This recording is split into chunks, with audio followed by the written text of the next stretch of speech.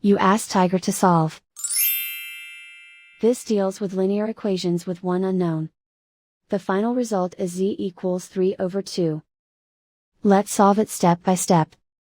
Simplify the expression. Expand the parentheses.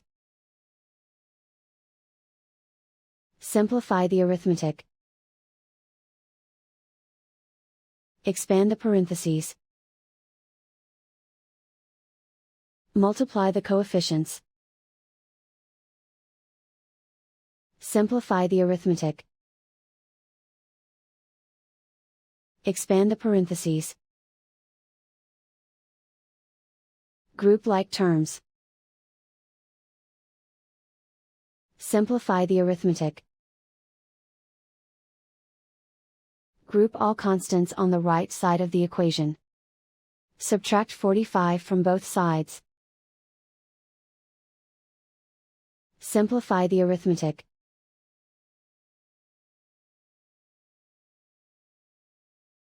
Isolate the z. Divide both sides by -30. Cancel out the negatives. Simplify the fraction. Cancel out the negatives. Find the greatest common factor of the numerator and denominator. Factor out and cancel the greatest common factor.